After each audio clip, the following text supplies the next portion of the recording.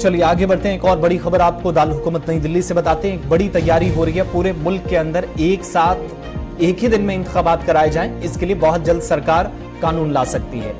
जो कानून ऑलरेडी है उसमें संशोधन या उसमें तरमीम करने की तैयारी चल रही है। एक देश एक चुनाव पर इस वक्त सरकार का फोकस है और जराये के मुताबिक मामला अब जांच के लिए निधि आयोग या लॉ कमीशन को भेजा गया है। एक साथ पूरे मुल्क के अंदर तमाम रियासतों और मरकज के ज़ेर इंतजाम इलाकों में अगर इंतखाबात होते हैं, अगर ये प्रक्रिया इसी तरीके से चलती है, हुकूमत जो कवानीन है उनमें तरमीम करती है, तो फिर सरकार का ये एक मौकिफ है कि भारी बचत सरकारी खजाने को होगी। अलग अलग इंतखाबात, अलग अलग जगहों पर पैरामीटर्स, अलग अलग जगहों पर सिक्योरिटी से जुड़े मामला या फिर दीगर मसाइल जिनको आज के वक्त में डिस्कस तो किया जाता, लेकिन हुकूमत का मानना है कि अलग अलग रियासतों के अंदर या तो इंतखाबात कराना या फिर अलग अलग रियासतों के अंदर 4 से 5 सालों के दौरान आप देखते हैं किसी ना किसी रियासत, किसी ना किसी यूटी के अंदर इंतखाबात कराने और ना कराने का सिलसिला हम देखते हैं 4 से 5 सालों में चलता है। लेकिन असल में कोशिश क्या है और सरकार का ये मौकिफ है, ये दलील है कि अगर एक मुल्क एक कानून के तहत और एक बार ही इलेक्शंस करवाए जाएं, तमाम रियासतों और यूटीज के अंदर एक दिन मुकर्रर कर दिया जाए, तो इससे भारी बचत सरकारी खजाने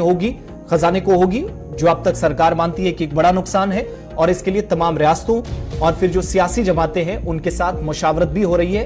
उनको कॉन्फिडेंस में लेने की कोशिश है, जिसके बाद हुकूमत इस पर हतमी जो फैसला है वो नई दिल्ली से कर सकती है। एग्जीक्यूटिव एडिटर इशफाक गौहर हमारे साथ इसी खबर पे है। इशफाक, क्या मजीद तफसीलात हैं, क्या इनपुट्स हैं? बड़ी तैयारियां चल रही हैं कि एक दिन में पूरे मुल्क के अंदर इलेक्शंस हों। अगर ये पॉसिबिलिटीज हैं तो क्या 2024 से पहले इस प्रोसेस को कंप्लीट किया जा सकता है? देखिए, ये अगर आपको याद होगा जब लास्ट ईयर चुनाव हुए थे कुछ रियासतों के अंदर, तो उस वक्त से ये लगातार मामला जो था वो ज़ेरे गौर था और लगातार मुख्तलिफ प्लेटफॉर्म्स पर ये कहा जा रहा था कि 1 नेशन 1 इलेक्शन के लिए तैयार हो जाए, क्योंकि स्टेट्स के अंदर जिस तरीके से चुनाव होते हैं, फिर MP का जिस तरीके से चुनाव होता है, दीगर राज्यसभा के चुनाव होते हैं, उससे काफ़ी टाइम ज़ाया होता है और तरक्याती पहिया जिस तरीके से घूमना चाहिए वो भी नहीं घूमता है। अगरचे यही मामला अभी बार बार चल रहा था, लेकिन अब ऐवान के अंदर भी यह मामला आ चुका है और राज्यसभा के अंदर बाज़ाब्ता तौर पर एक तहरीरी सवाल का जवाब जो है वो अमन कानून के वजीर की तरफ से दिया गया है, लॉ पार्लियामेंट्री अफेयर्स मिनिस्टर की तरफ से दिया गया है, जिसमें उन्होंने इस बात की वजाहत कर दी है कि इस तरीके का मंसूबा जो है वो सरकार के ज़ेर गौर है, ताहम ये उतना आसान नहीं है जब तक तमाम स्टेक होल्डर्स को ऑन बोर्ड ना लिया जाए। स्टेक होल्डर्स का मतलब ये है कि जितनी भी सियासी जमातें हैं वो इसके लिए तैयार हो जाए, नंबर 1। नंबर 2, जो इंफ्रास्ट्रक्चर सेटअप है यानी EVMs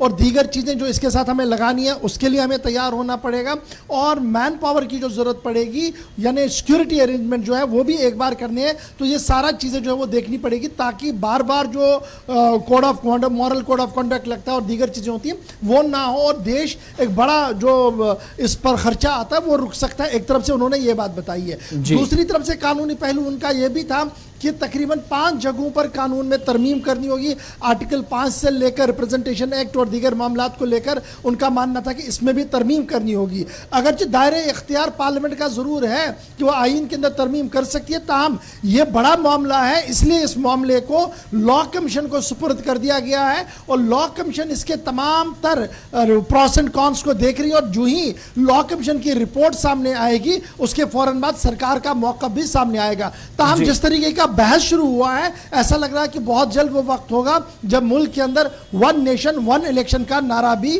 गूंजेगा और पूरी तरह से नाफिजुल अमल भी होगा। अच्छा, इसमें एक चीज और भी समझने वाली है। बाज मुबस्सरीन का ये ख्याल है कि ये सिलसिला तो ठीक हो सकता है, जब भी इस पर अमल दरामद हो सकेगा, मुमकिन है कि इसी साल या अगले साल से हम देखें, लेकिन सबसे इंपॉर्टेंट चीज है कि मौसमियाती चैलेंजेस खित्ते की अलग अलग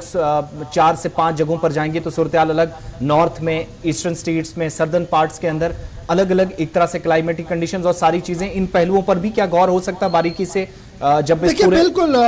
जब लॉ कमीशन के पास ये फाइल चली गई तो लॉ कमीशन सिर्फ कानूनी ज़ाब्ते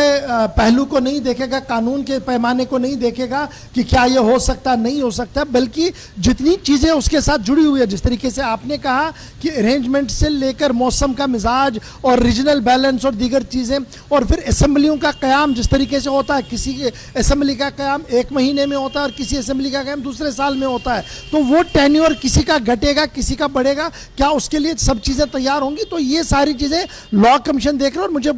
जो हमें ज़राया से मालूम हुआ है, फिलहाल लॉ कमीशन को थोड़ा सा वक्त लगेगा, शायद 2024 के चुनाव के बाद ही वन नेशन वन इलेक्शन की जो बारी होगी वो सामने आ सकती है। बहुत बहुत शुक्रिया तफसीलात फराहम करने के लिए। ये नई दिल्ली से बड़ी खबर कि आने वाले दिनों के अंदर एक अहम पेशरफ्त हो सकती है, जिसके लिए सरकार लगभग तैयार भी है, कोशिशें भी हैं। और जो मौकिफ सरकार का है कि वन नेशन वन इलेक्शन के इस प्रोसेस की तरफ अगर बढ़ा जाए तो फिर सरकारी खजाने को, खजाना आमना को नुकसान होने से बचाया जा सकता है। और उसकी तरफ सहमति बनाने की कोशिश है, तमाम स्टेक होल्डर्स को ऑन बोर्ड लेने की कोशिश, सभी पार्टियों को कॉन्फिडेंस में लिया जाए, अपनी बात मनवाई जाए और